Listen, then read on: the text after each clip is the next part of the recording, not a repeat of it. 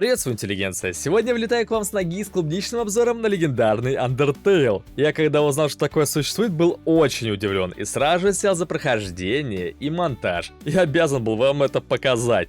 Сюжет начинается с концовки пути геноцида, в котором мы, Фриск, своей человеческой душой и решимостью возродили Чару. А она, дав нам ложный выбор, уничтожает этот мир. Ой, похоже, я кому-то заспойлерил плохую концовку к игре, которой всего-то 10 лет. Ну и ладно. Но вот если в оригинале Чара после этого говорит, что восстановит мир в обмен на нашу душу, то тут Чара говорит, что возродит мир в обмен на ее оргазм. Перед началом скажу, что полный обзор и версия без полос Бусти кота можно посмотреть на моем Бусти, ссылка в описании. А также в описании ссылка на Телеграм, где есть название игры и не только.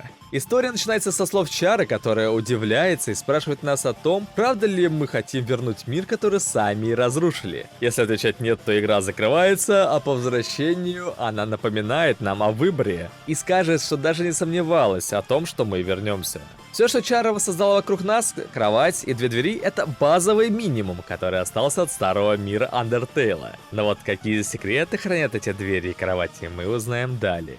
Условия Чары просты до невозможности, но сложны в исполнении. Если мы сможем ее удовлетворить, то она вернет нам в старый мир, а если нет, то останемся тут навечно. Но пока мы слабы, и слабость наша заключается в том, что Фриск не знает, как сделать девушке приятно. По ходу игры мы узнаем, что помочь нам с этим могут страницы из особенной книги, но книга разорвана и разбросана по локациям. Первая дверь, куда я пошел, чтобы добыть страничку, оказалась дверью тех, кто поддержал проект. Они, конечно же, молодцы, но я хочу тут показать вам секретный люк. Открывается он нажатием 100 имен, и в яме, в которой мы спускаемся, оказывается бокс из игры Бравл Старс.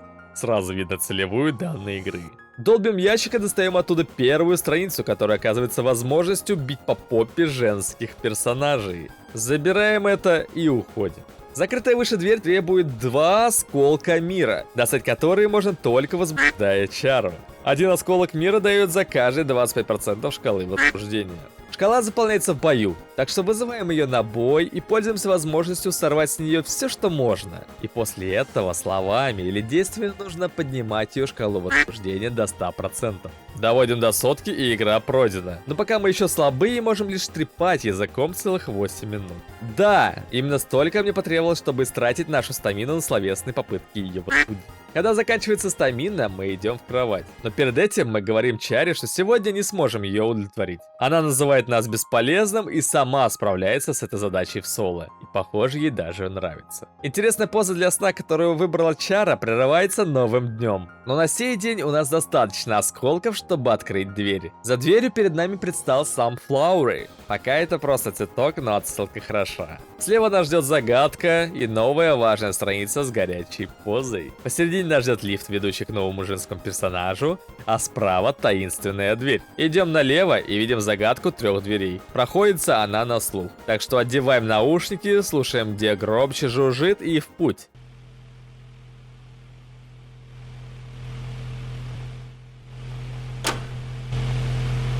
В конце нас ждет вентилятор из FNAF и потерянная страница из книги, взяв которую мы наконец-то научились присоединять свой провод к ее разъему.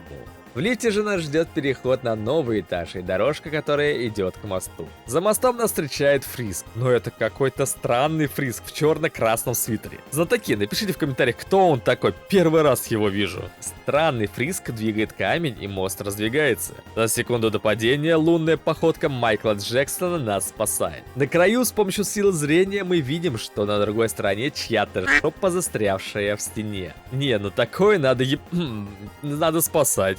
Но как ее спасти, если между нами пропасть? Вернувшись назад, Флаури все-таки показывает, что он живой, и дает нам ключ от правой двери. За правой дверью нас ждет длинный, темный коридор, в середине которого я замечаю лаз. Этот лаз приводит нас в комнату, где лежат хлопья Тэмми. Опа, в этой игре есть Тэмми, и похоже, она все еще решила привлечь внимание к своей продукции другим. Особенным способом. Ведь на коробке с хлопьями и на всех тех самых потерянных страничках везде ее клубничка. Вернувшись к Чаре, я, конечно, затестил новый клубничный способ поднятия осколков, и, похоже, Чаре даже это поболее понравилось, чем соло. Полученные осколки уже очень скоро потребовались мне в игре. А все из-за того, что дверь в конце темного туннеля закрыта.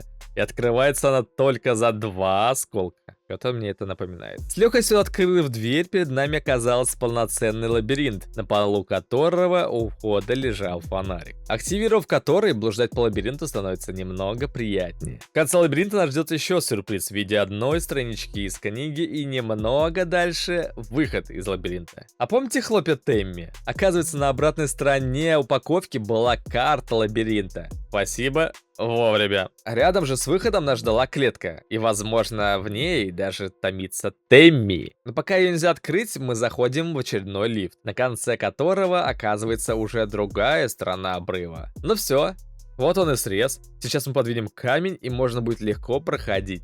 Но камень говорит следующее. Да, я камень, и да, я хочу воды, шляпу и шезлонг. Но, много хочет, так что пофиг на него.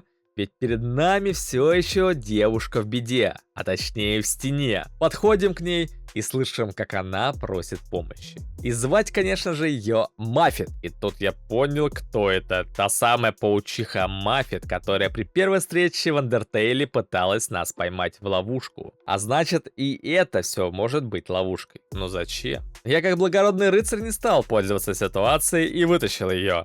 Вытащить-то я ее вытащил, но вот на бусте есть сцена, где я воспользовался ситуацией. Она обладает, и знаете, что подозрительно? Она хочет сразу же с Нависом упиться, и зачем-то сама сняла трусы. Мы ей снова отказываем, но тут она раскрывает карты и силой набрасывается на нас. В процессе процедуры переливания жидкостей она говорит, что мы накачаны ядом, из-за чего полоска стамины упала вдвое. А как бонус мы теперь стали ее послушным зверьком. Первое задание от нашей королевы было привести ей побольше жертв. И тогда она в благодарность снизит нам порцию яда. Я так понял, она хочет, чтобы мы привели Чару. Ведь разработчик уже слил немного артов с ней и Маффет.